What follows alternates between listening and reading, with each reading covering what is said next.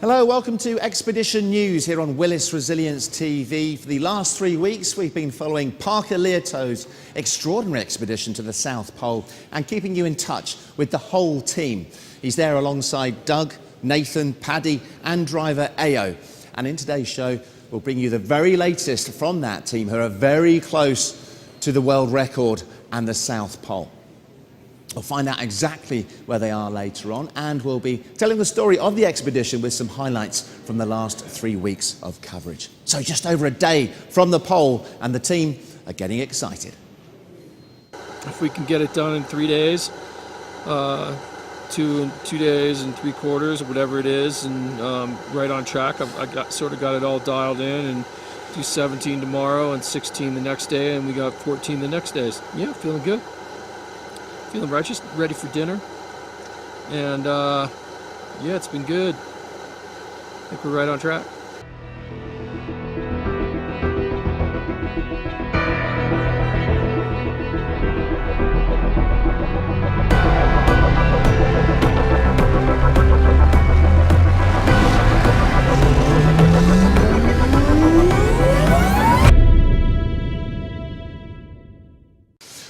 So they're excited, we're excited, but how close are they to their goal? Let's bring you bang up to date. Right now, Parker and Doug are just 29 miles away from the South Pole. On Saturday, they had great weather conditions, allowing them to cover over 17 miles. On Sunday, it got even warmer. They didn't have to wear their shell jackets for much of the day, apparently, and they covered over 18 miles. So they have just 29 miles between them and the South Pole, having covered 368 miles already.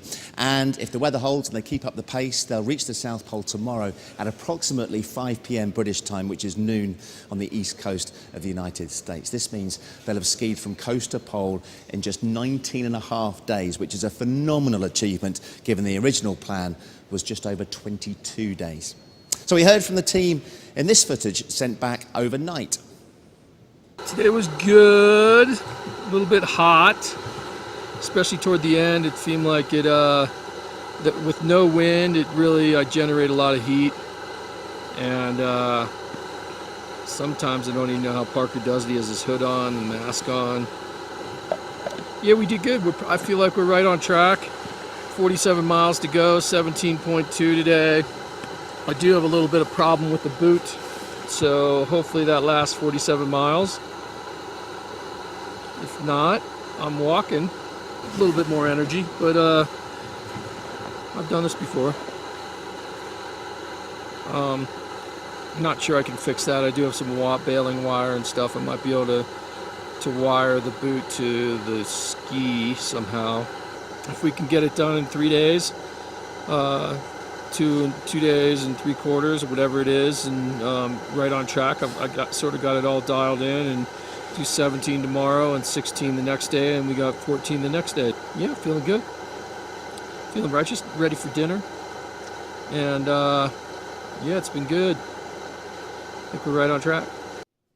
Remember, keep checking the website for further information and updates. It's willisresilience.com. We're going to be streaming live footage all the way to the South Pole on Christmas Eve, which is tomorrow, of course, so you can literally follow Parker and Doug every step of the way to their goal. Now, going back 3 weeks, the expedition had a tricky start. The entire team and the truck were stranded in Chile for nearly a week, waiting for bad weather in Antarctica to pass so that their plane could land on the Union Glacier.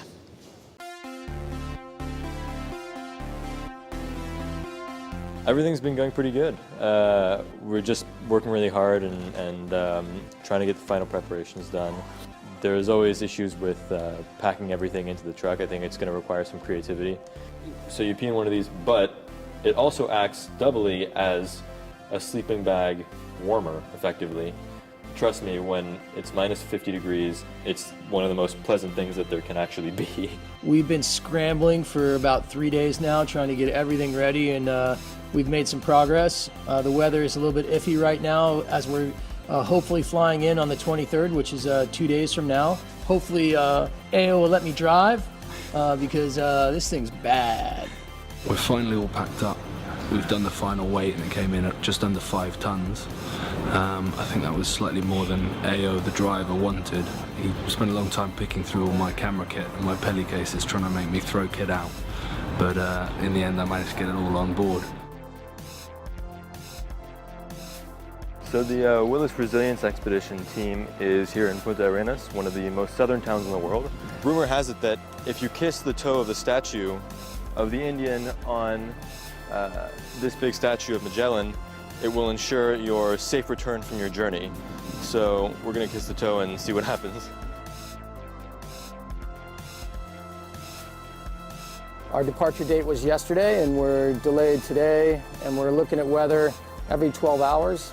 The extended weather forecast doesn't look super promising in the next 48 hours, but we're looking at it every 12 hours to hopefully get a weather window. So that delay frustrating for the boys, but at least it gave us a chance to meet the whole team. Paddy the cameraman, Nathan on communications, AO the driver, and of course polar guide Doug, who I began a long distance bromance with. In fact, we all became big fans of his. But it was 19-year-old Parker who we really wanted to get to know better. And he told us in an interview before he left about his first expedition to the polar regions when he was just 15. When I was 15, I attempted to walk to the North Pole. It was my first serious polar expedition.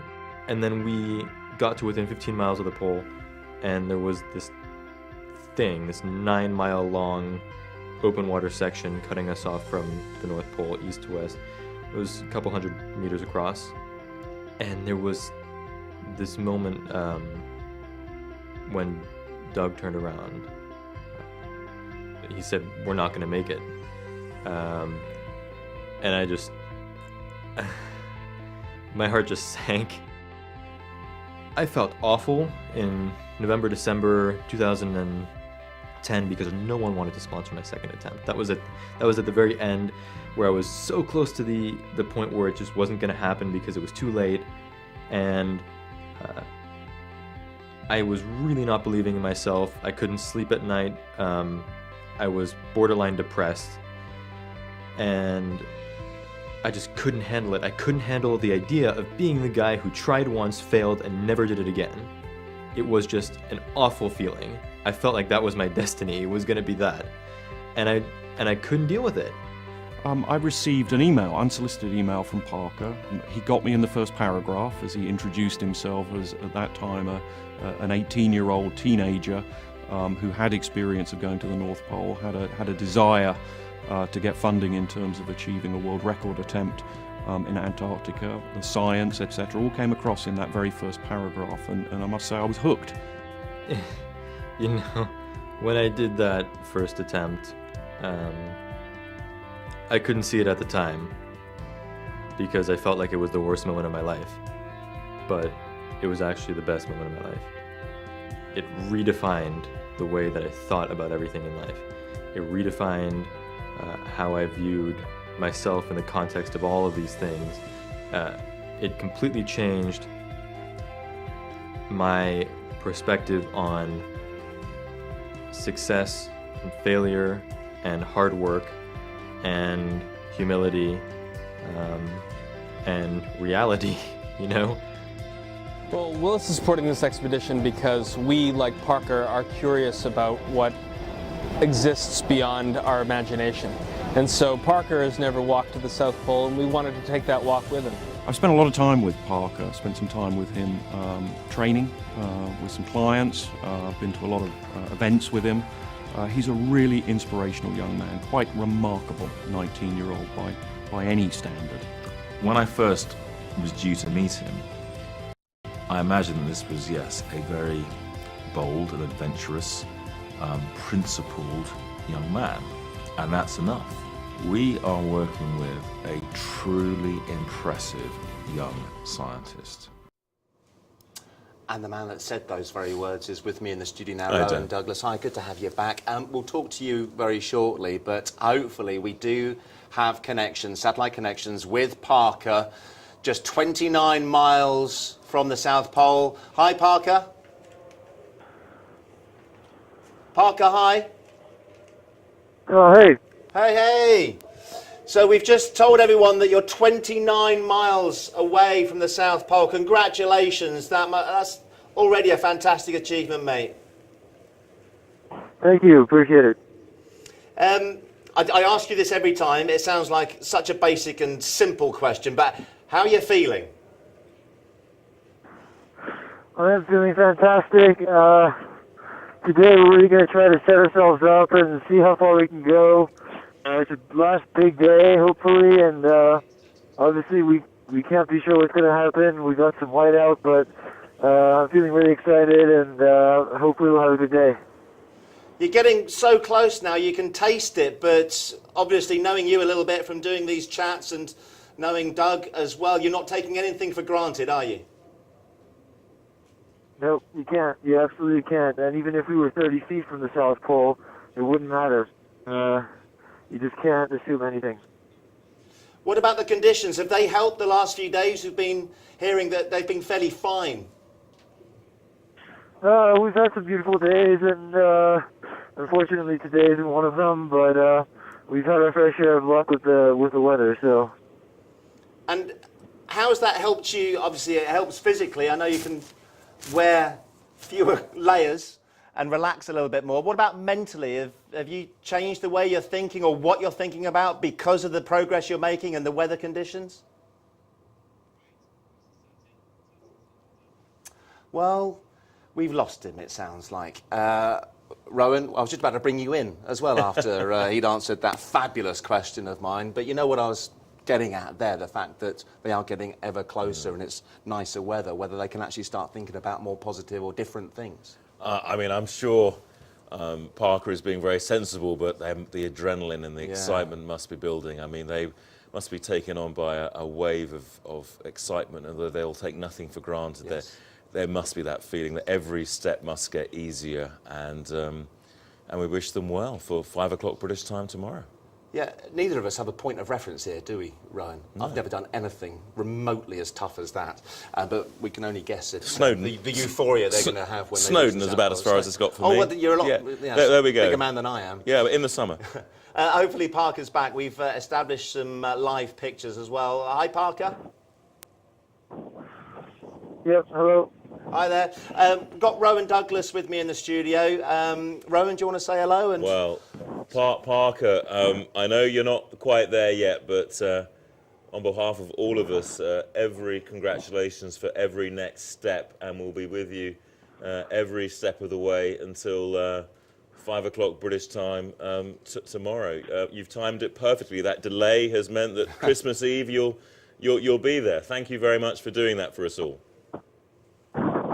Well, thank you, Ron, for coming back on, and I really hope that we can do it by Christmas Eve.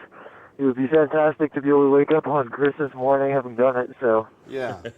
That would be so special, and that would mean that you would have completed the journey. I know it's not necessarily right to look ahead because you haven't completed it yet, but you know, God willing, with a fair breeze, you will. In 19 days, that's phenomenal, isn't it?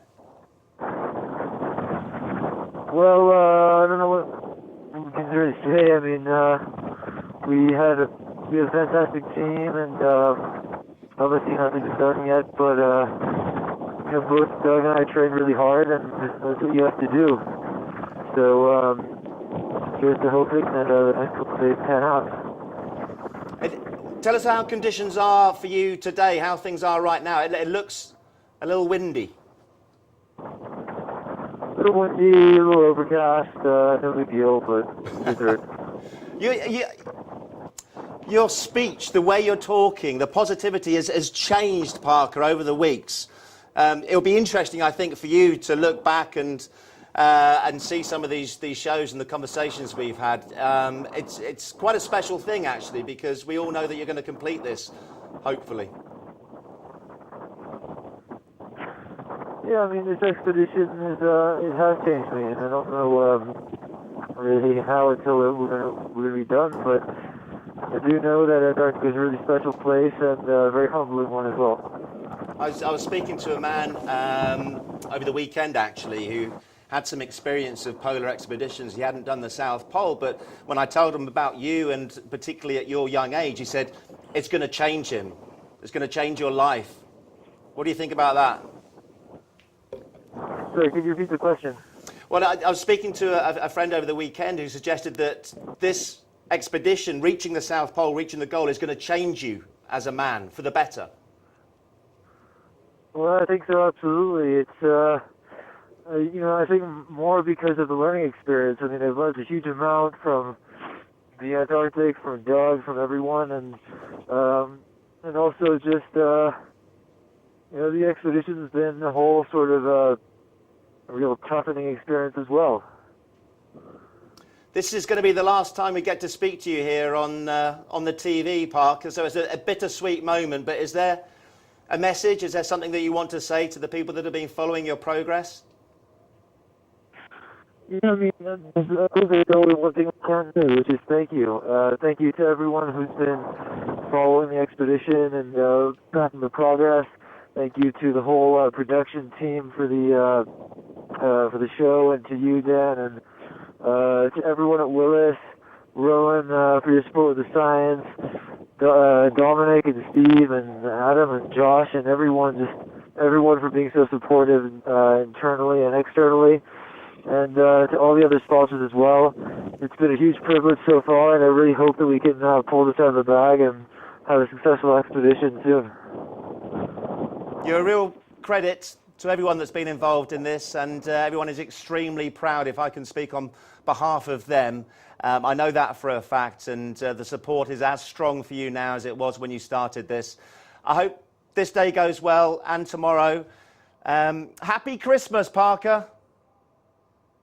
Thank you, Dan, and thanks to all of you. Thanks, mate. And send our best to Doug. Maybe get Doug to give us a wave and a thumbs up. It's been a privilege chatting to him as well. Okay, will do. Thank you. Thanks. So there you go.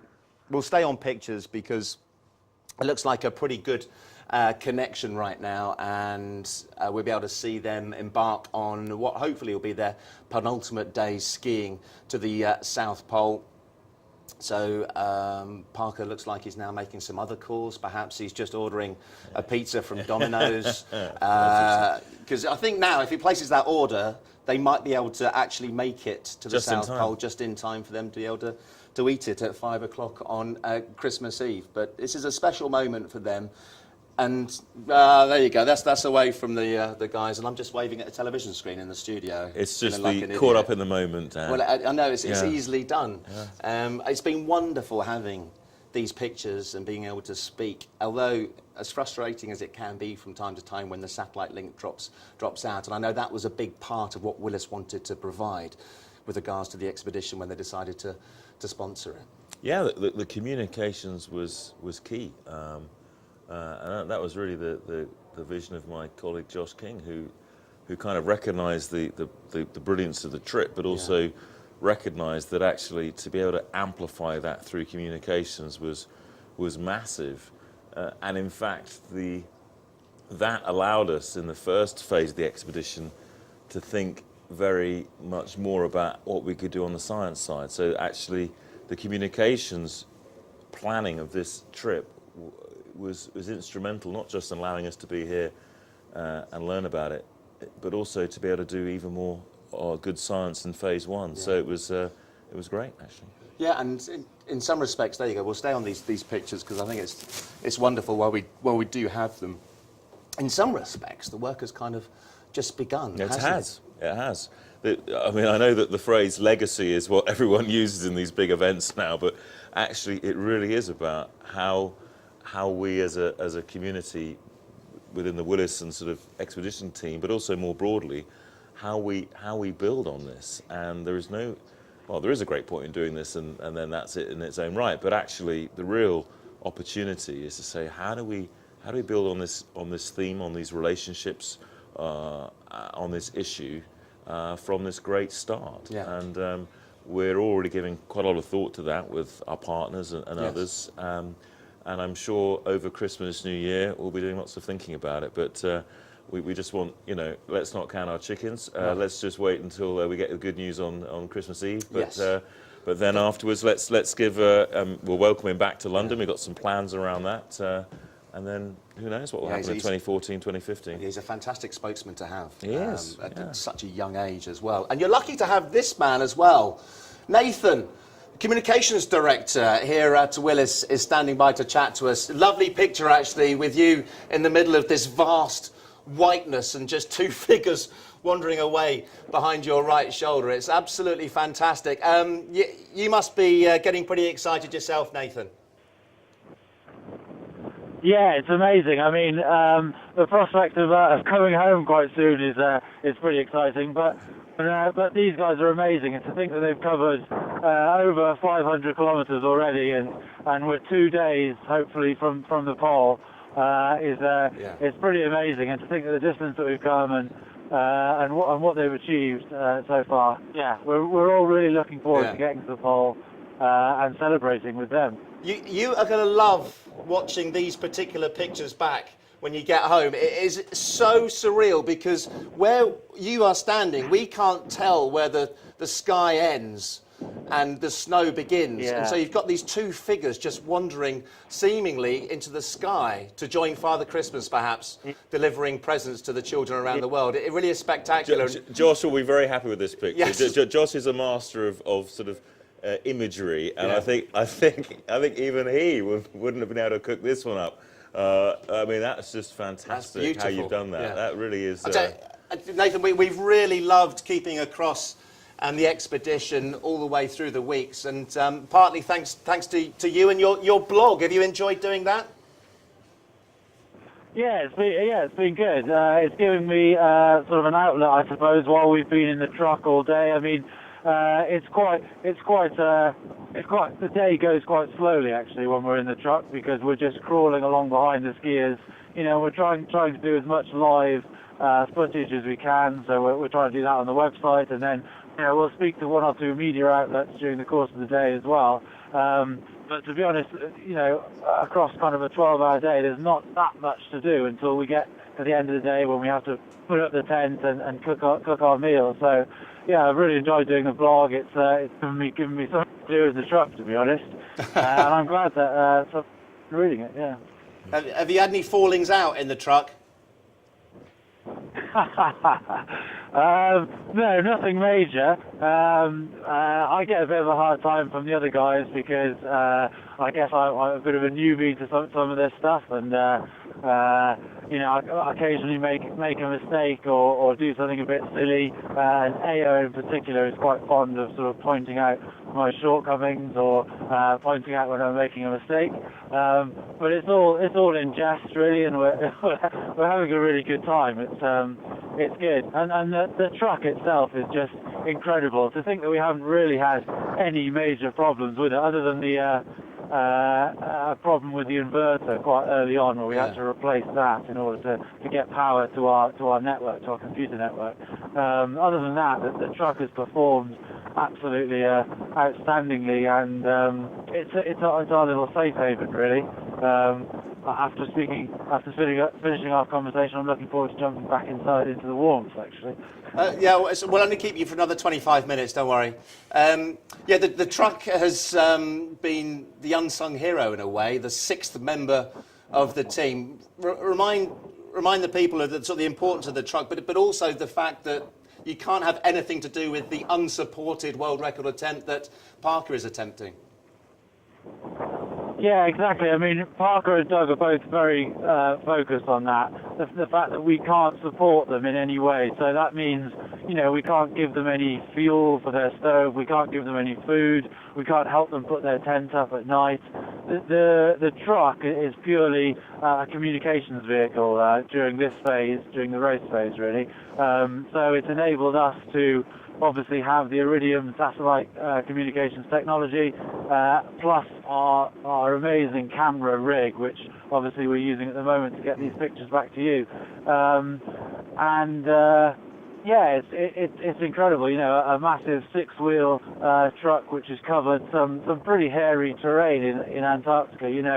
On the initial phase when we did the coast to pole to coast crossing, about 1,800 kilometers across Antarctica, we went through some pretty severe sort of sastrugi fields, and the truck just it just, AO obviously has to drive carefully, but it goes over 2 meter high sastrugi and down the other side. So it's an incredible piece of machinery, and carrying all of our stuff as well. I mean, you perhaps may have seen from some of the pictures, but we're carrying 2 spare tyres on top of the pod on the back, and then fuel drums, plus penny cases full of science equipment, penny cases full of photography equipment. So it's a bit of a beast, and like I say, yeah, it's been great to ride in there, and quite a comfort to have that. I've got Rowan Douglas next to me, who's suited and booted, looking fine and clean shaven.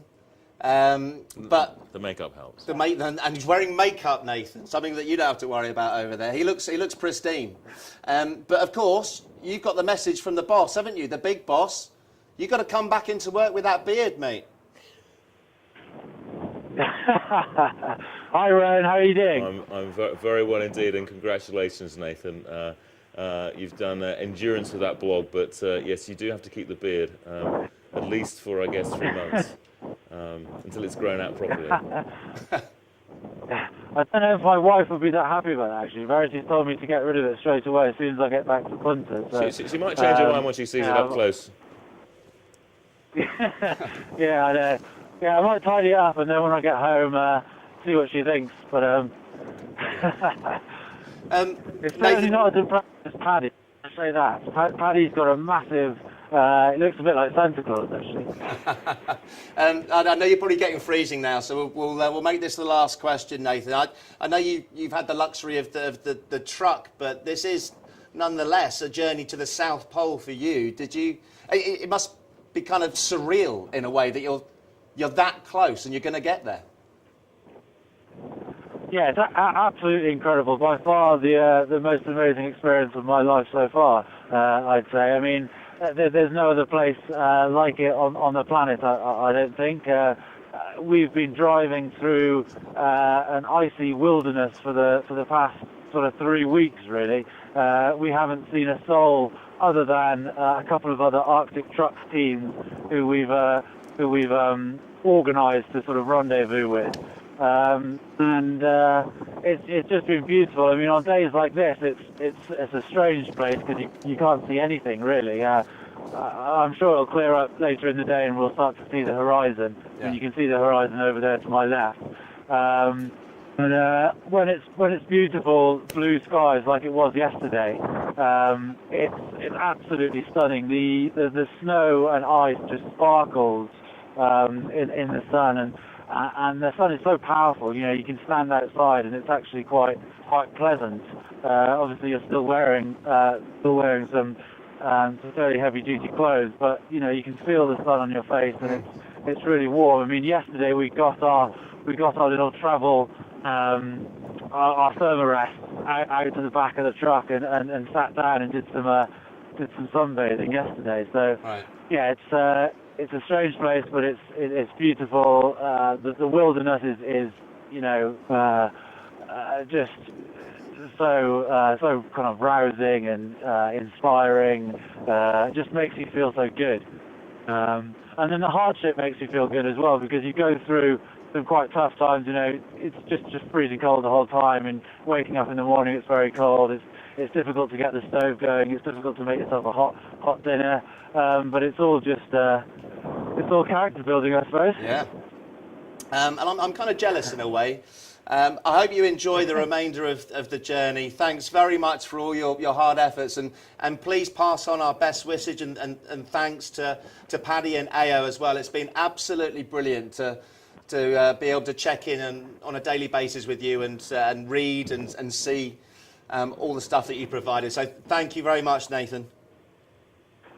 Yeah, I'll pass on those wishes, Dan, and just from us as well, just a big thank you from the team here to everyone in London and to yourselves and to Rowan and the other guests you've had some fantastic guests on the sofa, and we've been lucky enough to be able to obviously listen in with the feedback through the satellite network in the truck, and everyone there has been doing such a fantastic job. So I'm really looking forward to getting home and watching some of the shows when I get home. So yeah, a big thank you from us to everyone who's been involved in making the TV show such a success. You're welcome. Hopefully we've done you proud, because you certainly have us. So happy Christmas. Yeah, and Happy Christmas, Happy Holidays to everyone. Cheers, Bye. Nathan. Bye. Top man. Oh, Nathan, Yeah. he's been the supporting star of the trip, no doubt. I mean, remarkable. Yeah. He's going to be fated when he walks back through the building in January. Yeah, you both have a welcoming party. I think for him so. when he comes through Absolutely. those revolving doors out in the lobby. But the problem is we won't recognise him, so you'll get we'll have to prime security. It's Verity, his wife, isn't it? No, she's going to win the battle. I think. I think she might. Of the bosses. You were here for our first show, weren't you, Ronan? I was. Well, this will seem familiar then. You remember this? In our first show, we managed to make the first satellite link with Parker, and we're Rowan, one of the guests, and we were all very excited when it all worked. Fingers crossed we can cross live and speak to Parker, who is somewhere heading towards the South Pole. This is the first time we've attempted it. The satellite connection is up.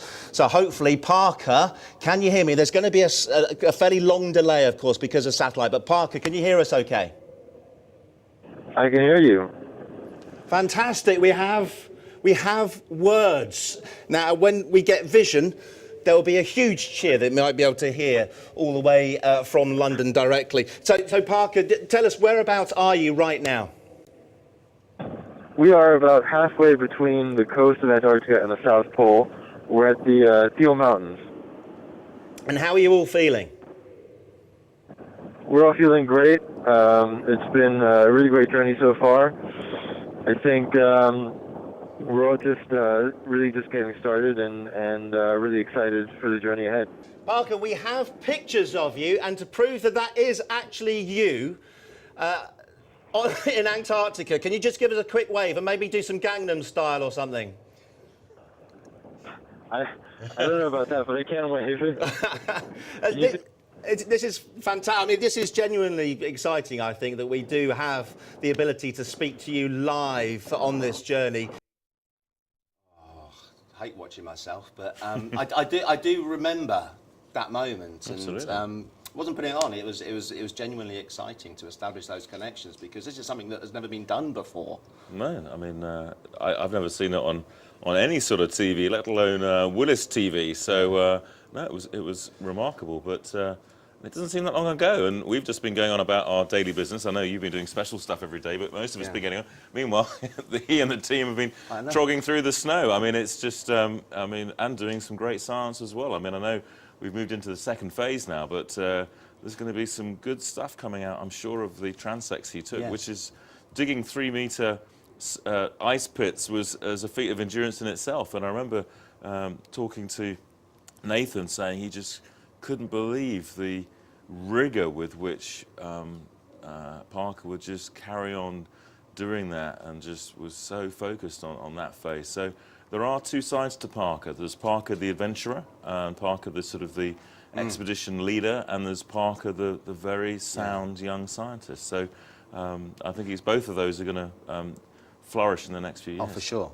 And that's the blend is his skill, actually. Right. And he was such a great communicator it's his as well. unique, Yeah. And that interview was done during the science leg, so they were in the comfort of the truck with the other guys, and Parker went through a whole spectrum of emotions and ups and downs, which we'll get a sense of a little bit later on. We'll talk more about the science later as well, Rowan. We weren't the only ones, though, to chat to Parker. We haven't been the only ones. We invited loads of people in who either knew Parker or were inspired by him. Expedition Dr. Ian Davis had a very direct question for the younger man. Maybe you've got a question or two for him, Ian. Go ahead. Good morning, Parker. I've got one question for you. What is the colour of your urine today? Is it dark or is it? Probably it's too dark. It's too dark, and that's important, isn't it? It is important, and I don't want to answer the question that you were going to answer, I guess. But one thing that I wanted to bring up, I guess, was how challenging it is to actually be drinking enough water.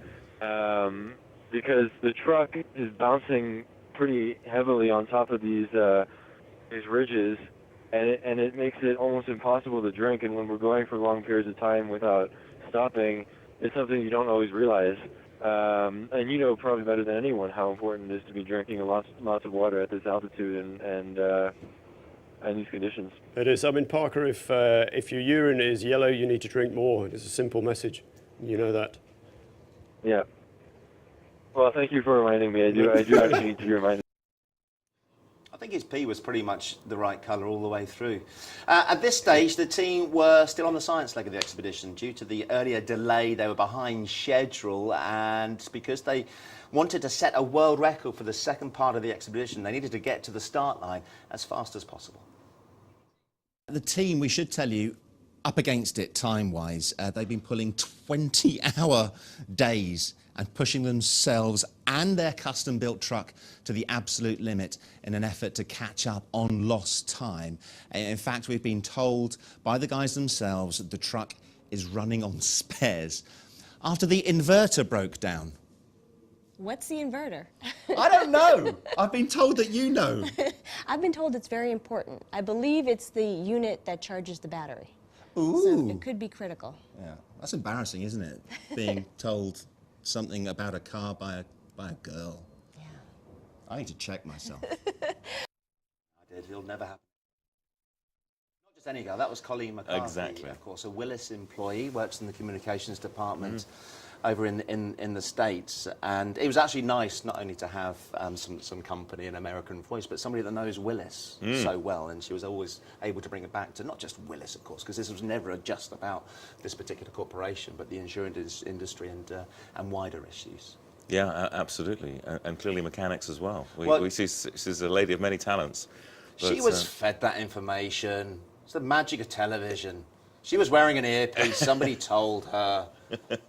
Oh, you didn't? She actually knew that? Oh, right. I think she did. I think she did, yeah. She works on trucks back home Yeah. a lot. Yeah. But there's been a lot of interest, I understand, right across the Willis family. 17,000 employees, is it? Yeah, 17 and a half. And we're very close to a big French broker, Grasavois, and I think they've been following too. Mange too. Absolument, d'accord. And but we get this on our screens every morning. We turn on our computer and it all sort of comes up automatically.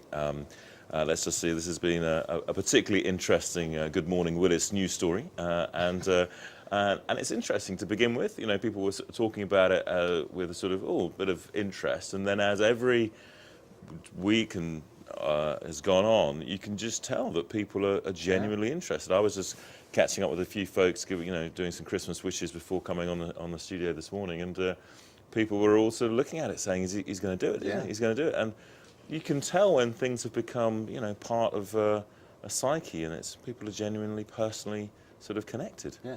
And so, which is what you guys have done here in the studio. Yeah, absolutely. We are as excited as anybody else that's been involved in this project or has been watching from the outside. And WillisResilience.com will be able to track their progress, and hopefully they will be reaching the South Pole if you're just joining us tomorrow, Christmas Eve, a little bit later on the day. The fact that Parker is raising awareness about climate change gave us here at Expedition News a whole host of green issues to tap into. One highlight was our reporter Nikki Shields' look at electric cars. There are currently 1 billion cars on our roads, with 165,000 more built every day. Road travel is a huge contributor to greenhouse gases, making up 16% of global CO2 emissions. Well, hybrid cars have been successfully using both conventional engines and electric motors for the past 13 years. But today, some companies are producing solely electric-powered vehicles. Purely electric vehicles aren't a new invention. The first was built in the 1880s, and they have served us in a number of roles, from the humble milk float to Neil Armstrong's personal ride. Even Formula One team McLaren are now involved in an all-electric racing series, Formula E. I'd love to test drive an electric car to see if they really are the future. Well, that is very futuristic. Well, this baby has 110 horsepower, does 0 to 60 in 9 seconds, and it doesn't have a gearbox. Let's see what she sounds like.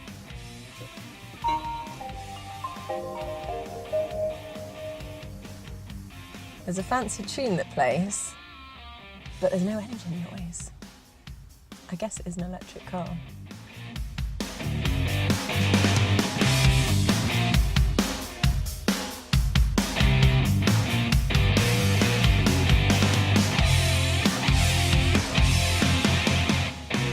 So I must say, actually, it is a pretty nice, seamless drive.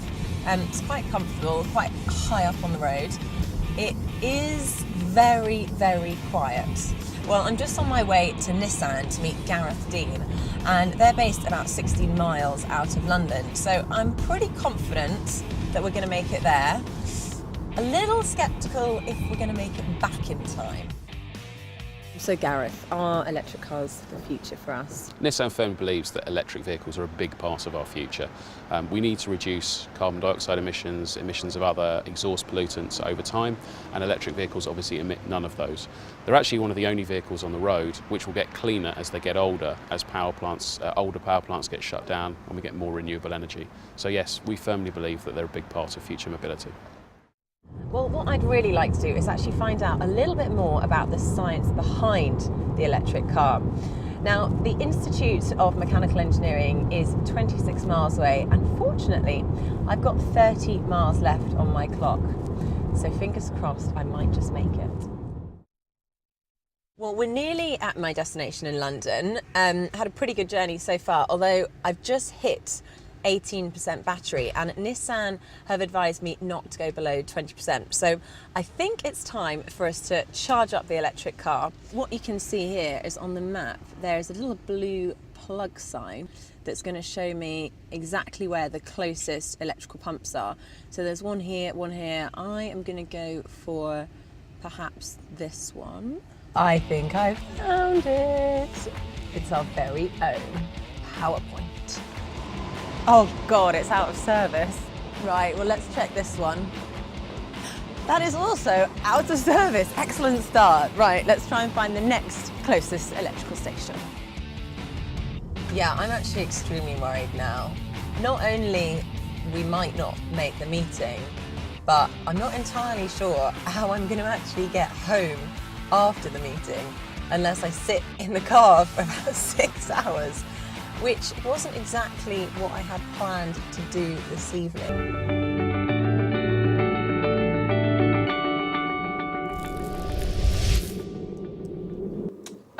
Don't worry, Nikki did actually manage to find a plug, charge up, went to a meeting and got home. All right. And we had a very enlightening discussion on electric vehicles, just one of many discussions over the course of the 3 weeks. And now, remember during week one, big boss Dominic Casserly, Willis Group CEO, came in and gave Nathan, who's in Antarctica, of course, as part of the communications team, gave Nathan a very direct order. Hi, Dominic. Now, Nathan, is that a moustache we're seeing? I mean, really, Nathan, is that what we're seeing, mate? Yeah, just about. It's a very thin moustache and a small goatee. I can't manage the full beard. It's quite embarrassing, actually, because he's got a massive beard. Okay, so there's one condition, Nathan. You are not shaving that off before you get back to the office. I think we have to see it live, okay? Yeah, I'll make sure it's gone by the time I get back to No. We've got to see the real thing. There's got to be something in it for him. Yeah. We'll try and engineer a pay rise for you or something, Nathan. Yep, supply of razors. There we go. No pay raise, of course. But somebody even more important than Nathan's boss had an opinion on the beard is Mrs. Verity. Well, we have a wonderful surprise for you. Oh, wow. Yeah, we're making connectivity with the satellite link right now. Okay. And we're going to try to get Nathan on the line for us. That would be amazing. She doesn't like the beard. Doesn't like the beard. Yeah, I don't anymore, to be honest. I think I might try. Yeah, it's a bit horrible, actually. It gets when it gets wet and sort of water vapor sort of freezes on your moustache. It's not very comfortable either. So, yeah, I'm not sure if it's worth keeping, really. Maybe you should shave it in Chile on your way home. Yeah, I think it will. I said to Dominic, I think when Dominic Cassidy, when I spoke to him, that I'd make sure it's gone by the time I get back to No, no. he wants you to keep it. That was kind of a direct order. Oh, really? Yeah, he wants to see it in the flesh. I'll translate for anybody that's not in a relationship. When Verity says maybe you could shave it in Chile, that translates as shave it.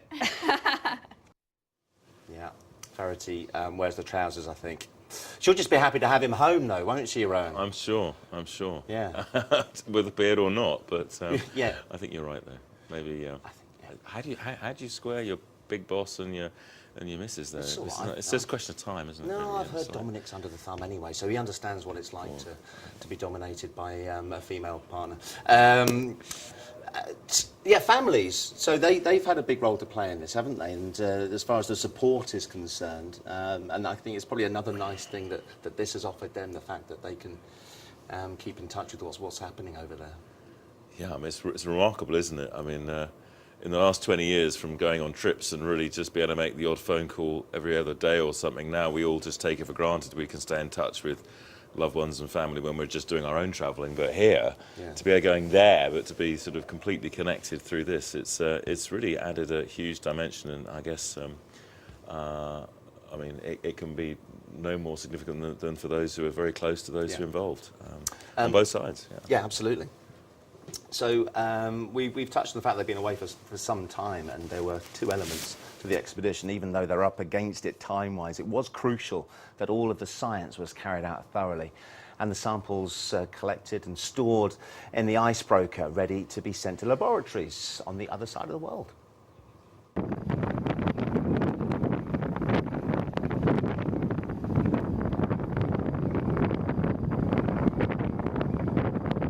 Now, I'm excited because we managed to do the whole thing without compromising the program. You know, there's a lot of temptation, there are a lot of reasons to cut it short, and we didn't do that. We were delayed by 8 days, and we still managed to do every single sample, every single pit, and more. And I'm very, very happy about that. And that's why I'm excited that this is the last one, because it means that we've got that part of the program just nailed down. And it's going to be done in 2 hours. And I'm really, really happy about that. I'm just excited for the next part. And he was excited about doing the science as well as embarking on the world record attempt, wasn't he? That was always a big part of it. In the months before, I mean, the training for the record attempt took up an enormous amount of time, but he spent months and hours on the science preparing all that. I mean, it's taken for granted, and it wasn't some other team doing it. He was really doing it himself. He led the science side as a young scientist in a way that I haven't seen anyone else at the age of 19 doing. So it's a huge achievement. I mean, obviously, if he makes the record, that will be in the books for a long time. Well, be forever if he makes it, which I'm sure he will. But actually, his science work is actually going to also, and the data that he's collected, which will now get infused into the mainstream science sort of system through his partnership at in New Zealand and at the International Atomic Energy Agency. That is a legacy for the project itself. Yes, and maybe even pave the way for others to go out and do their own expeditions. As I said on the first show. It's a really big challenge in how we're going to undertake Earth observation going forward to literally monitor the health of a planet. And both the new weather stations he tested, plus his critical transects in parts of the Antarctic which never have been surveyed for these sorts of isotopes before. Frankly, this is the hors d'oeuvres of something we've got to do in a proper way. It's just like monitoring your own health. You have to take your blood pressure every so often. The planet is increasingly going to have to be sensed, but we can't do it in an efficient, cost-effective way at the moment. And it's the approaches he's taken which perhaps give us some opportunities to do that. It's critical.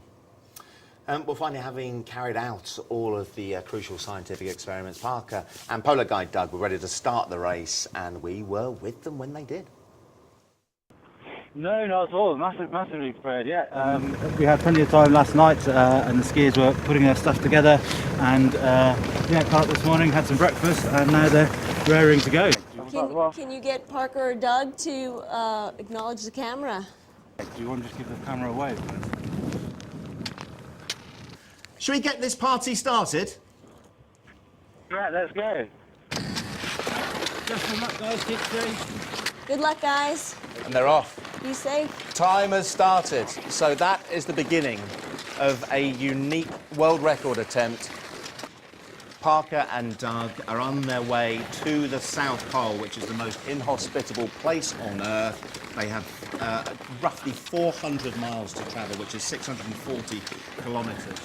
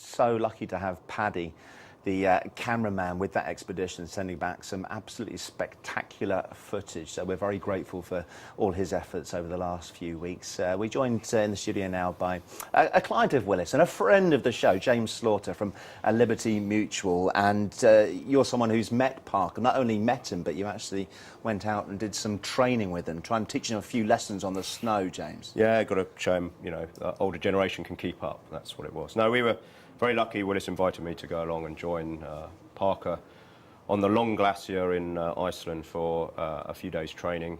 Involved some more relaxed snowmobiling and some good fun, but there was actually a core component of it was to sort of try and relive what it might be like down on the ice. Can you remember what your first impressions of him were? He's obviously a very well presented, very clever young man. But he did, you know, he's still a teenager, and there are glimpses of the teenager still there, and that enthusiasm and youthful spirit sort of shine through. And he's a good kid, and clearly he's a very capable individual. Has it been interesting for you to watch the journey for him? I hate you sort of using that word. It has actually been a journey because they're trekking. But you know, as far as the emotions that he's been through, the hardship and the tribulations. Obviously, I've been very closely following it.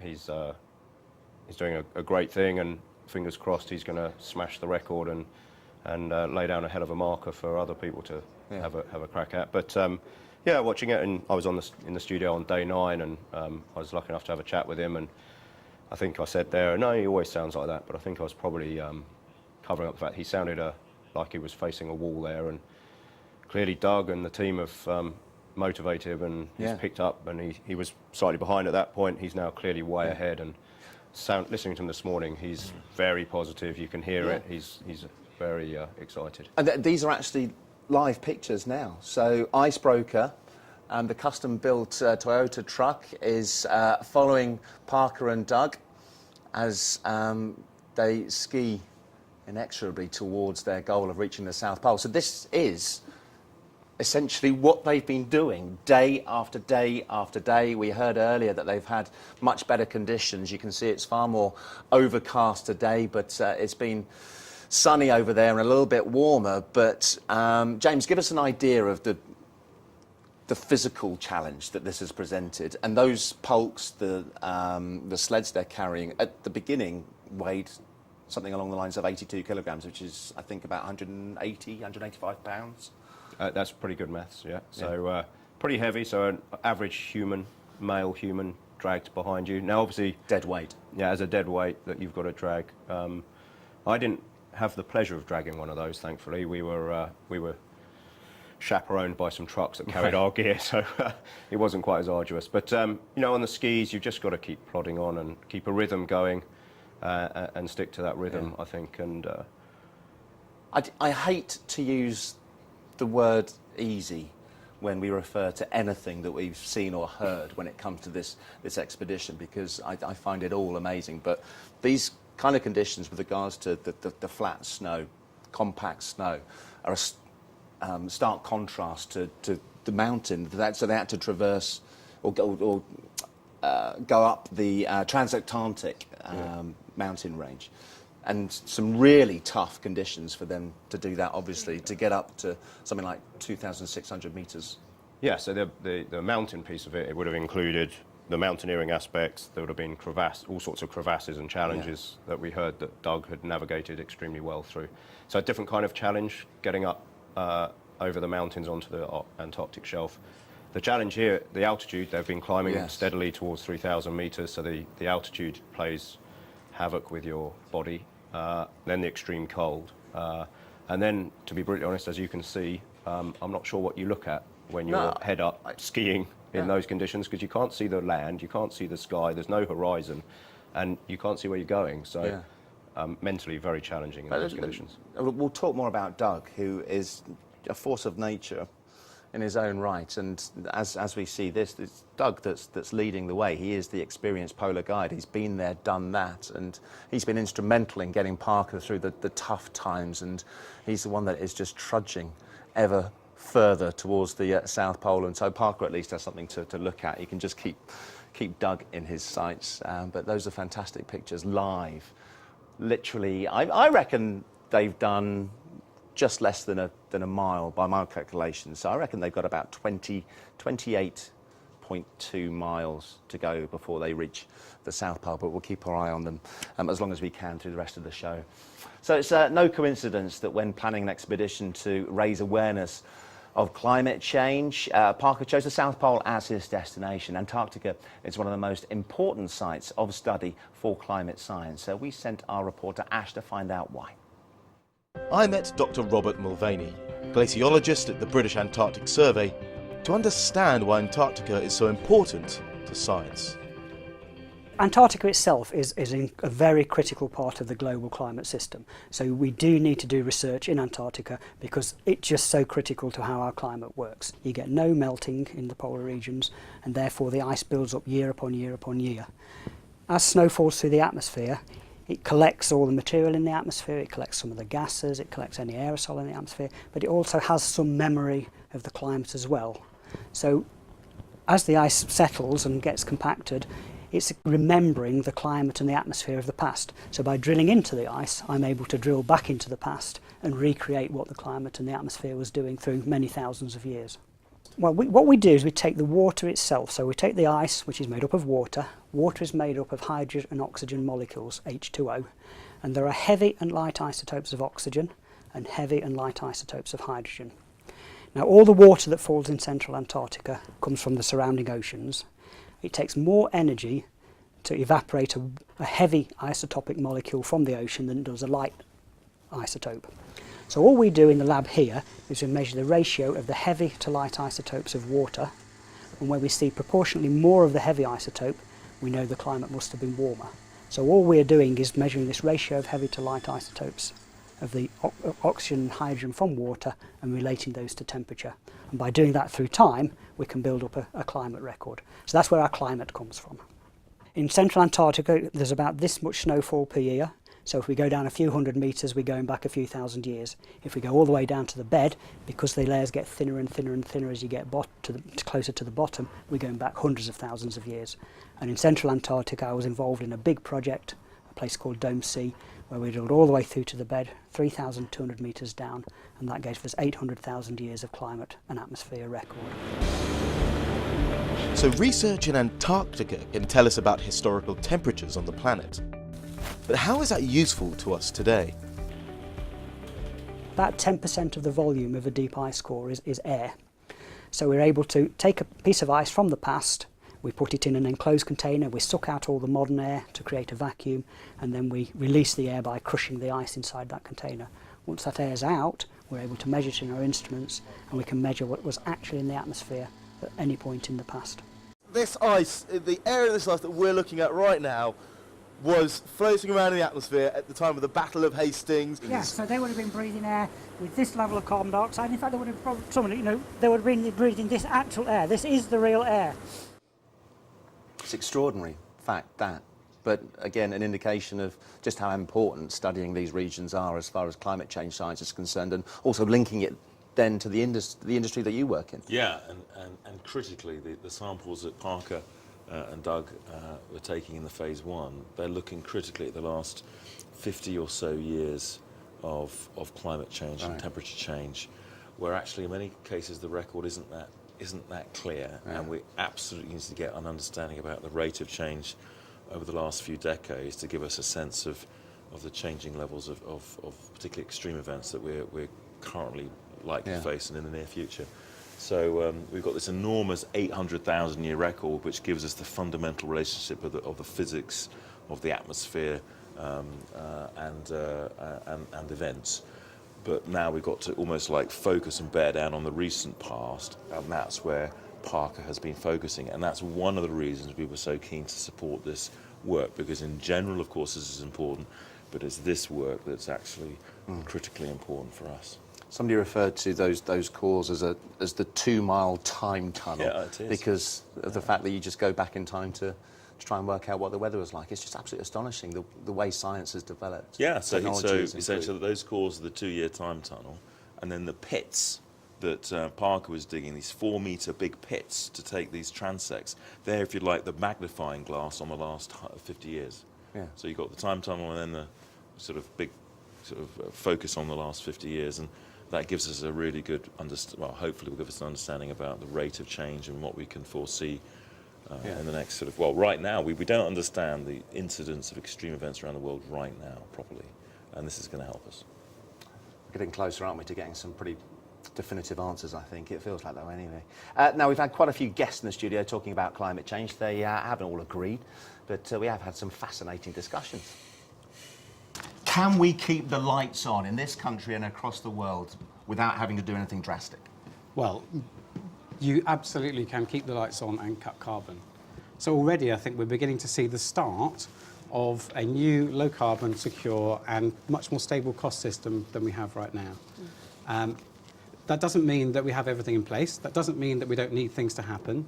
We need a few things, first of all, from government. We need more political certainty about the direction of travel.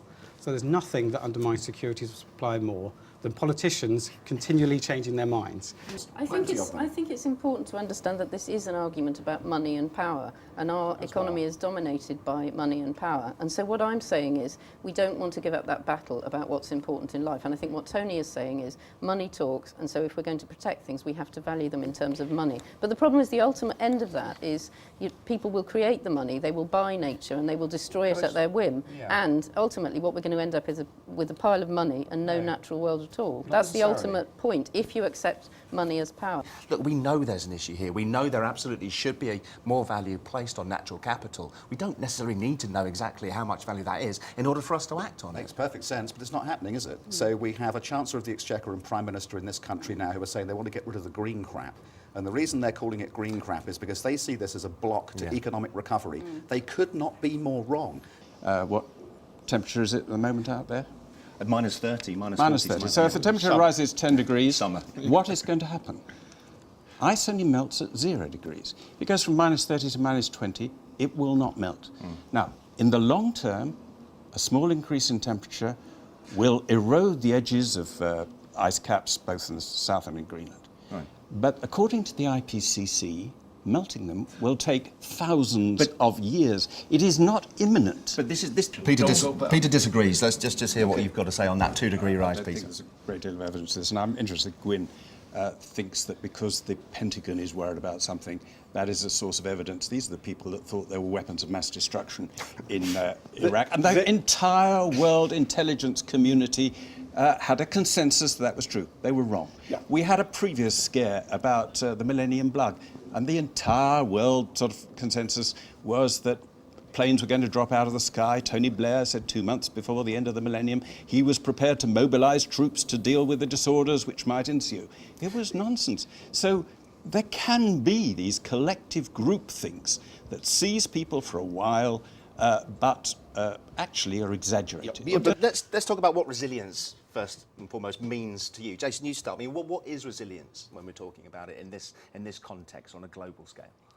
The simplest answer to that is resilience is the ability to have the toolkit you need to respond to whatever the future brings, is essentially what it amounts to. The future has a bunch of uncertainty. Climate change is one example of that. We're going to have a lot of changes coming our way, no matter how aggressively we mitigate. There are changes already happening. And resilience is about having everything from the technologies available to the decision-making support, like what Phil does for companies, but also for our cities, for our provinces, our nation states, to be able to understand the choices in front of us and make the best ones we can given the limited information. That's what resilience sums up as. When it comes to rankings, who are the greenest nations and what are those rankings based on? Yeah, you know, I think there is a missed opportunity when we assume that only wealthy nations can be green. Even just going back to the Environmental Performance Index, which looks across a range of environmental factors, Costa Rica is very high on that list. Colombia is high on that list because they've taken policy measures to be greener. Latvia is actually the country that is trending the best in terms of transforming its economy. So we're picking countries around the world here that are in various stages of development. Ethiopia just went through a national plan where they looked at economy-wide at their growth targets, maintained the same growth targets, and then discovered that they could either have a business-as-usual case to meet that growth target, which would dramatically increase the amount of CO2 that they put in the atmosphere as they developed. But they could have the same growth targets to become a middle-income country in the next couple of decades and take a different trajectory that was dramatically less CO2 polluting and much greener. We've had some fantastic guests here in the studio over the last 3 weeks, and I'm very grateful because it makes my job a lot easier and that much more interesting. So the producers have done brilliantly to cast it so well over the course of this particular show. And we have our last guest of Willis Resilience TV with us now, Chris Brown from UNICEF, which is, of course, the United Nations Children's Fund. Morning to you, Chris. Thanks for coming in. I think it's poignant that we end maybe talking about the young children, because it's those generations not only who will hopefully be taking climate change issues forward, but it's for those next generations that we should be taking care. I mean, they're going to be suffering the effects of climate change. We're seeing enormous concern, not only in this country. You know, 3/4 of 11 to 16-year-olds see climate change as a really worrying issue for their futures. We did a poll this year, and 56% of grandparents that were polled were desperately worried about their children's future. But that's nothing in comparison to what's happening in, as we've seen this week from some of your guests, what's happening in developing countries, where the vulnerability of children is enormous to climate-related disasters. Give us an idea of the scale. I know that Typhoon Haiyan, for many, wasn't a direct result of climate change, but there was a suggestion that those kind of extreme weather conditions might well become more fierce and more frequent. Give us an idea of the impact it's had on children in that region. So, I mean, the statistics that we have now is over 14 million people have been affected, and of that, over 6 million are children. So that's nearly half of the population affected are children who have lost homes, complete cities, schools. And then you've got the issue of health, you've got the issue of food. You know, one of the biggest issues with these disasters and with the potential of what climate change is going to do is the problem of nutrition, is the problem of getting food. And we heard from some of your guests this week talking about how are we going to feed people. So in the Philippines, it's been access to food, access to health, and getting life back to normal. I mean, fortunately, 7,000 people is the total loss in the country, but 6 million children have been affected and have lost homes, and many have lost families. When it comes to dealing with climate change issues, is our focus in the right place? Are we looking at the next generation, or 2, 3, 4 generations beyond us? So the insurance industry is probably a good place to look at it, but certainly not the only place to look at it. So from an insurance industry perspective, a lot of our focus is really on ensuring we understand the likelihood and scale of events that occur around the world. I guess thinking about in terms of future, insurance is quite a short-term product. It's a one-year product. Typically, you would buy a home policy for 1 year. So the sale and distribution of the product doesn't necessarily link entirely into a longer-term thought process. But that's not to say the insurance industry isn't capitalised and thinking down those lines. But it's building the resilience, and hopefully that would start something which remains in place for generations to come. I think there's two timescales. I mean, insurance is critical, as James just said, in terms of immediate financial recompense. But actually, to create the conditions to enable that to flourish, you need to have the rules of resilience, the building codes, and all the rest. Insurance inspires an awful lot of resilient requirements of societies. So that's the first thing. But actually, in the longer term, this is really all about energy. Yeah. It's about how on earth we are going to develop an approach that allows us to consume less, but also fundamentally produce energy in new ways, because that is the heart of it. It's all about energy in the long term. And I'm sure we're going to see resilience in the Philippines, but energy aside, it would have made such a difference if there was better infrastructure in place and the aid could have reached those that needed it most, or there could have been faster reaction times. I mean, the reality on the ground, if you saw the aerial pictures across Tacloban, for example, was the storm surge and the tidal surge that came in was so devastating, no one could have prepared for it. So, of course, the response time wasn't as quick as it could have been, but thousands of lives were saved. So when you've got a disaster of this magnitude, it's very little you can do. But we are doing a lot about resilience and preparedness around the world, and we're working with other UN organizations and the World Bank, and just some of our projects on the ground in Bangladesh. We're building floating schools, and we're helping to teach local people how to build flood defences. In Madagascar, that gets hit by 4 cyclones a year between February and March, we're building cyclone-resistant schools. And this is a certain way of building the school that can be a shelter for when the cyclone hits, but actually it can continue, because the biggest thing for children is getting them back into normal life. Yes.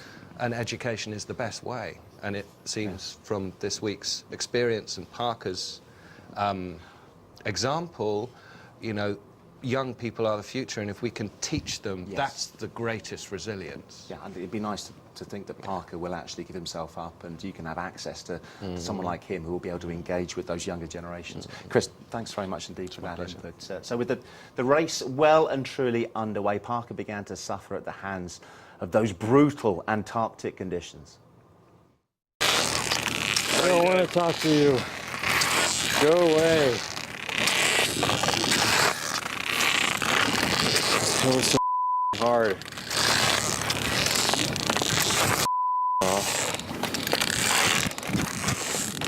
I'm on a goddamn mountain with a sled. Thought that was a good idea. The rash got a lot worse, like really painful, almost to the point I couldn't walk. That's why my legs are like this right now. When in doubt, air it out. The last bridge that we thought was the end, but it wasn't, was kind of the final straw for me today. But I need to just fix all this crap. I just need to fix the rash, I need to fix the back pain. I'm fine. I'm having a lot of trouble with the altitude. You feeling the altitude? I can barely breathe. Yeah. Parker had a little bit of a sort of breakdown yesterday. We had a couple more hours to go, and he just I think started to.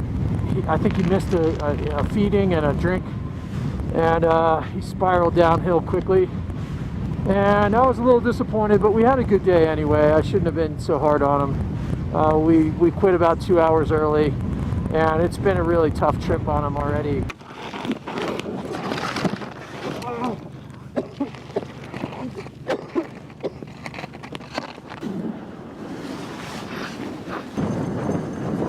Setting up the tent was a real challenge. We're in this area, I could barely see anything because of the whiteout.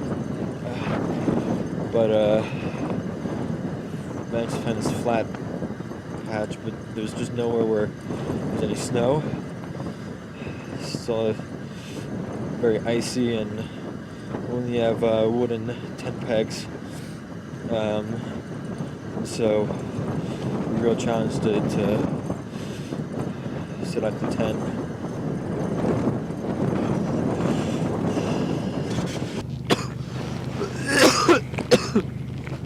I don't know how much more this thing can handle. What's up?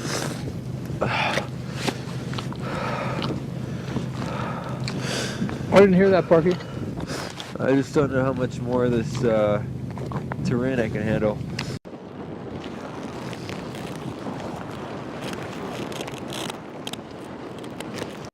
He's had some rough moments, but he's soldiered through and become an awful lot more positive. And if you're just tuning in, they are, I think now, about 28 miles away from reaching the South Pole. And if they make it tomorrow, Parker and Doug will be joining a historic group who have made it to the South Pole. And when looking back at the history of Antarctic exploration, we learn a man who first visited the continent 45 years ago. But you've been travelling to and from the South Pole since the 1960s, and you're just telling me that the longest spell you spent on the ice, on that continent, was 2 years. That's right. Does it bring back memories, seeing these Oh guys? yes, oh yes. But it's very interesting to compare what they do today with what we were doing 45 years ago. Different types of sledges, and they're man-hauling here. Man-hauling, to my mind, is a mug's game. But, this is you. So that's you on the left there. That's right. Yes, and we've got a team of dogs just off to the right, 9 huskies, and they were doing all the hard work. You can see that we stand on skis beside the sledge, one hand on the handlebars, the other holding a rope that goes to the front of the sledge. And if the surface is good, the dogs are going well, you just stand there, and they drag you along with the sledge, doing about 5 miles an hour. Next picture is of you, I believe, with one of those dogs who I'm sure you treated as companions. That's right. Oh yes, he was one of the few ginger dogs that we had, and this is in the autumn. He's just losing his ginger summer coat, and you can see the darker winter coat coming through underneath. So he was molting at the time, and he was a very nervous dog when I arrived. Nobody knew why. Nobody had ill-treated him, as far as we know, but to make friends with him, you can see his chain there, where he's attached to a wire, and I used to walk along his chain. He'd be at the far end trying to get away from me, but I did this day after day, and eventually he thought, oh, it's all right. Became buddies. We became friends. Well, yes. the other thing that strikes me in this picture is how relatively flimsy the clothing is. We've seen the pictures, not least that recent VT that we had from Parker and Doug, and how many layers or how good a quality the jackets are. Yeah. Nothing of the sort for you guys. Well, I go and talk to schools quite a bit, and I take a kit bag of the clothing that I wore, this stuff that you see here, and I realise now, when compared with the modern clothing, this is much closer to what Scott had than to what they have today. The design hasn't changed necessarily a great deal. What has changed is the other materials. Yes. And you have materials like breathable materials like Gore-Tex and so on. Yeah. So it's changed. Yeah, there are certain things that have facilitated these kind of expeditions over the years, and this picture is descriptive of kind of one of them. This is you communicating.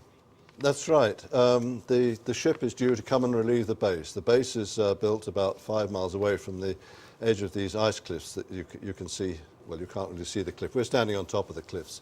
And we put a flag up because this ice cliff extends for several hundred miles, and the ship didn't have GPS satellite navigation in those days. So she would just coast along this seemingly identical piece of coastline for miles and miles and miles until she saw the flag. And then she knew, right, this is where they want us.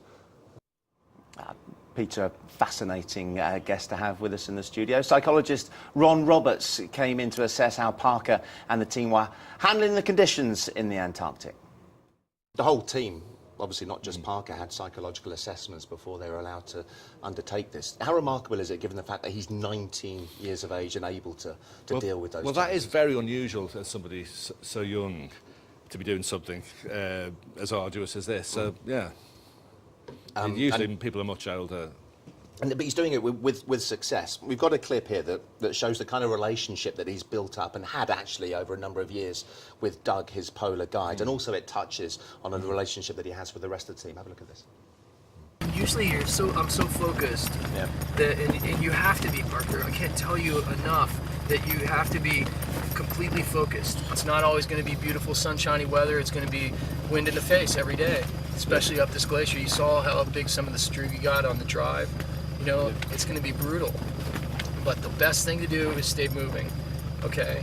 And we just have to be really focused. You got to be thinking about everything. There's no mental letdown anytime. Do you think you can make it Christmas Eve? I really hope so. Otherwise, Patty's going to eat all the sausage and cheese. 100%. You need to sleep. You need to get your rest. Right. And a half hour makes a big difference when you don't have that much sleep. Well, for me, you're going to speak to me every day. Get out of I'm just saying, I mean, psychologically. One thing I would like to say is how proud I am of Parker today after a rebound from yesterday, and you know, he really showed some heart and soul today. Well, let me just go a little bit. I'll go a half hour and see how you feel. We can stop and eat and drink if you want to continue. If not, I'll look for a camp spot.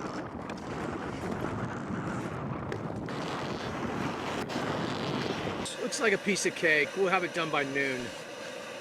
I certainly hope so, because the whole expedition pretty much comes down to this glacier. This is the crux. Yeah. This is the crux, and we always said that. Yep. They actually got over that in the end with some hardship, and they've pushed on and they're making great time. And Parker seems to have turned a corner with regards to the way he's dealing with the aches and pains and the psychology of it, because it seems of Doug. How important is it to have someone next to you that is able to mentor you and support you in the way that he has? Social relationships in any environment are important, particularly in an extreme isolated environment like Antarctica. They're of utmost importance. Where things go wrong in the Antarctic in teams, it's usually because of bad social relationships or poor leadership. And when things go well, it's usually, one can put it down to very good social relationships and good leadership, and where there's real mutual trust between the people. And what's obvious when it comes to Doug is that his experience, obviously he's older than Parker. Everyone is on the expedition. Most people that have ever been to Antarctica are older than Parker. But it's that experience of those conditions that stands him in good stead. Well, yes, he's able to anticipate some of what the difficulties are going to be, and also that people are going to go through mental highs and mental lows. And if one's doing this for the first time oneself, and it's going to be much harder. If someone could say, look, this is typical, it's quite normal, you know, they can then help pick you up, and it's going to be less threatening if, you know, somebody knows, you know, the kind of sequence of events that one's likely to experience. Can you lose your mind over there? Yes, there's a whole literature going back to the early days of Antarctic exploration that people have gone absolutely bananas. So expensive. That's a really interesting discussion it was, talking about the psychology of operating in Antarctica, and it's been pretty tough physically, obviously, and easy to see how it can make you go a little bit doolally if you're not strong enough, James. Yeah, anything where you push your body to the extreme, it's your brain that pulls you through.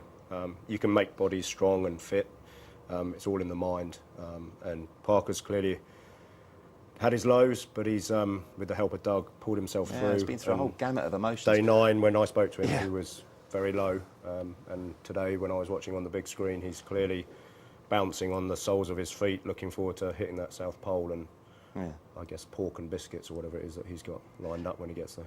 Have you met Doug? Was Doug over there? No, sadly I haven't met Doug, but I suspect there's a large following for Doug amongst the female fans of the show. Well, I've actually started a bromance of sorts with I don't think Doug's aware.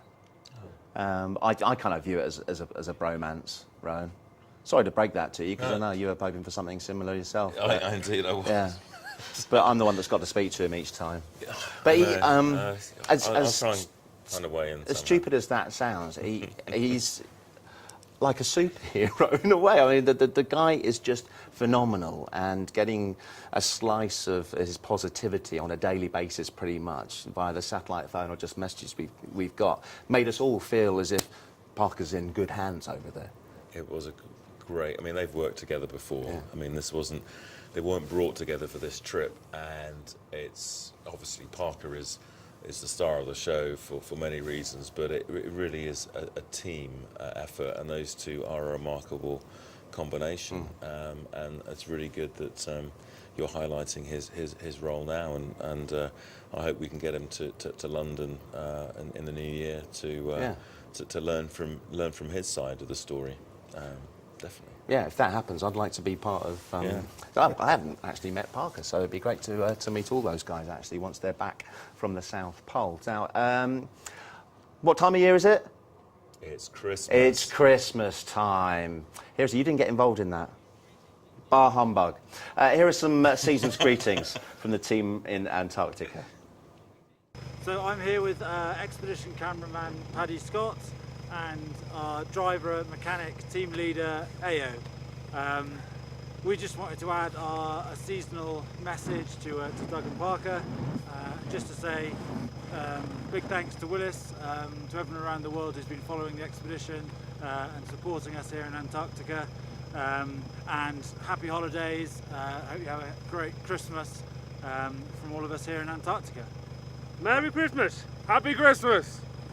Well, we're sitting here in the tent, and Parker and I are sitting in the tent after a long day, and really want to wish you a Merry Christmas and a Happy New Year and a Happy Hanukkah. Same to you? Yeah, just want to say thank you again for all your support, and hope you have a great holiday season, spending it with your family, and hopefully Doug and I will be at the South Pole not too long from now. Thank you, Willis, for all your support, and it's awesome. I'm sure that we're hearing great things from the other side about how well the TV show in the morning's going, and thank you for all the support. And we wouldn't be able to do this without you, and hopefully we'll be there in a couple days, and Merry Christmas and Happy New Year. Oh, nice. Now, the main event has unfolded out there on the ice, but there's also been a lot of activity behind the scenes here at Willis Resilience TV.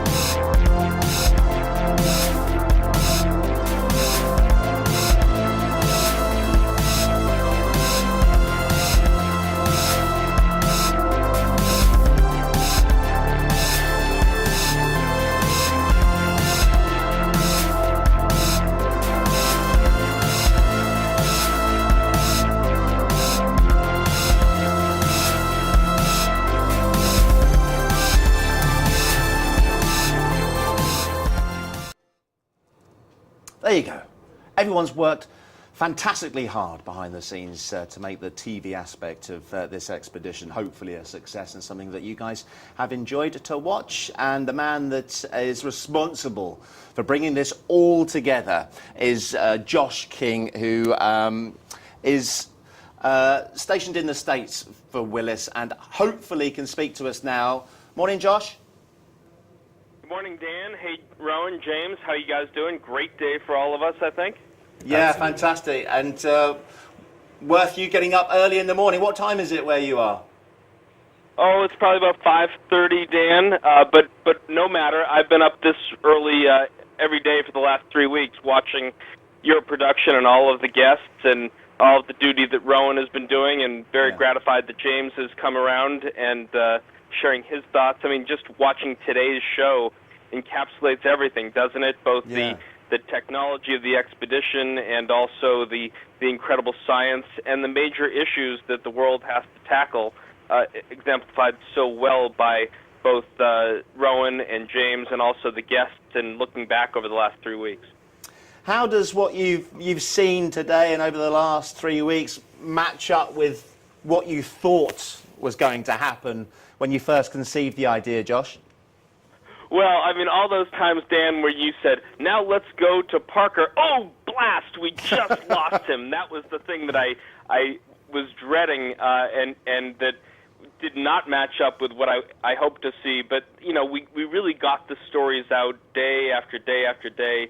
And then to see you talking with Parker and then Nathan, and then as Rowan commented, you know, it was 4-something in the morning, and I was out of my chair to watch that picture of Parker and Doug walking out into the horizon with Nathan reporting right in the foreground and you reacting to him in London. That was exactly the vision.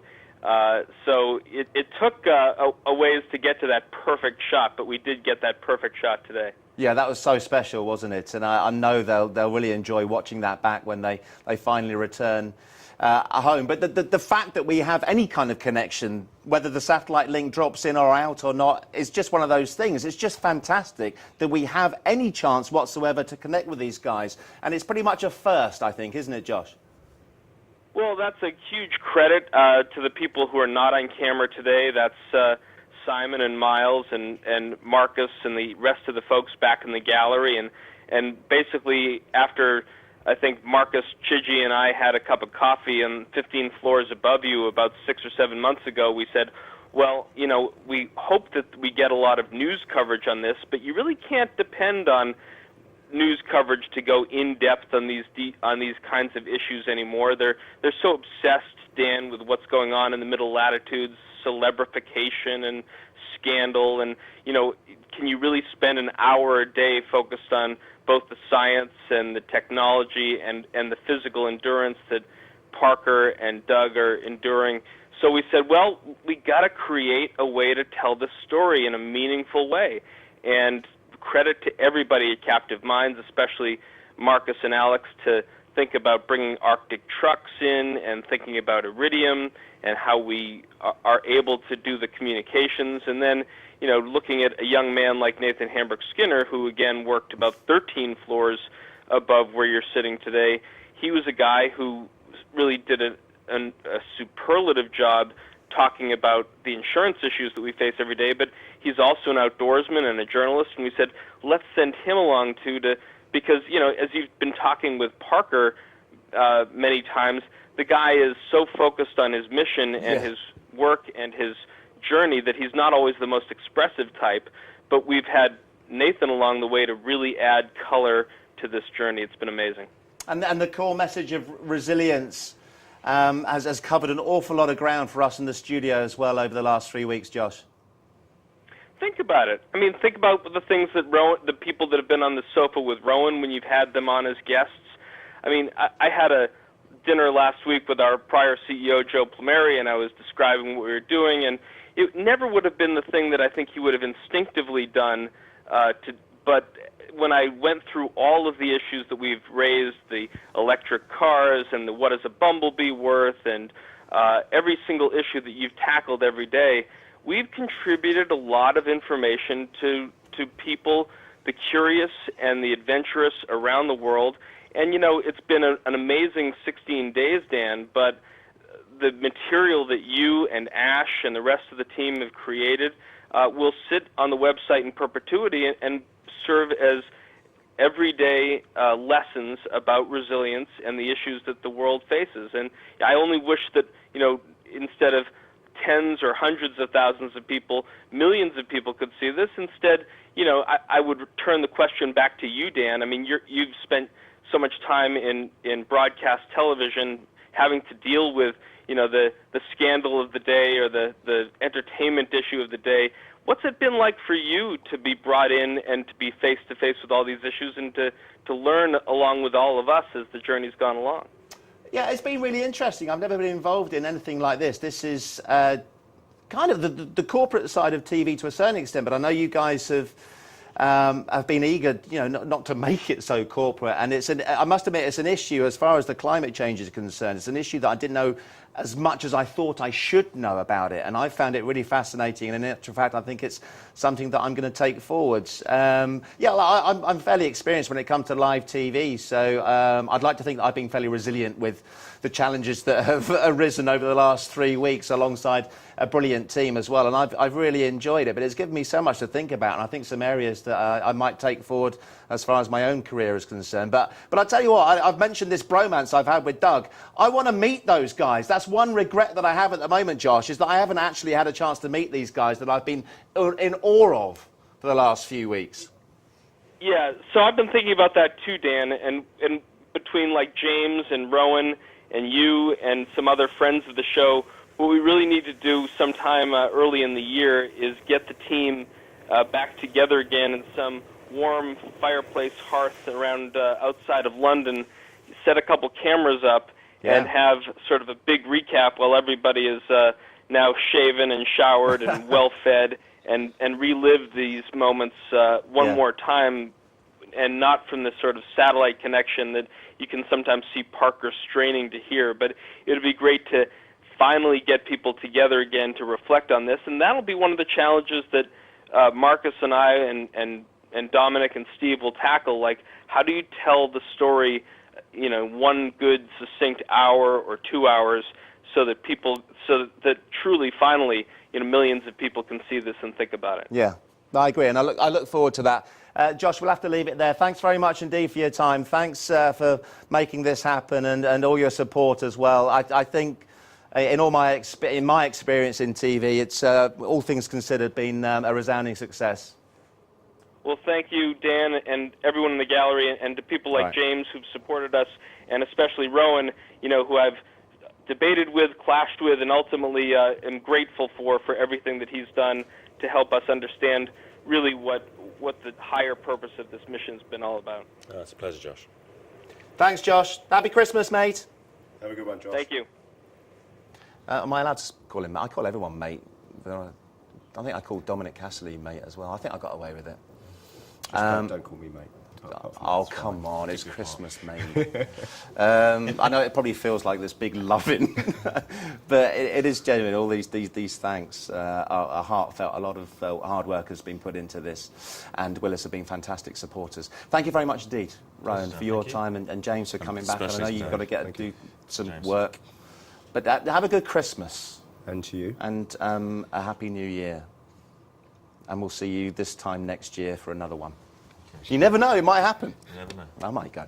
So that's it then for today's show. From everyone here at Willis Resilience TV, a huge good luck to Parker and Doug on their final day tomorrow. Very happy holiday to everyone who's been watching us and following the expedition. Tomorrow we'll be streaming live footage on the website, so please keep checking in at willisresilience.com to follow Parker and Doug all the way to the South Pole as they get ever closer to set a magnificent world record. So thank you very much indeed for watching us. It's been an extraordinary 3 weeks. We've enjoyed every minute of it. My personal thanks to everyone that's worked on this behind the scenes. And we will leave you with live pictures of Parker and Doug making their way to a world record skiing from coast to pole.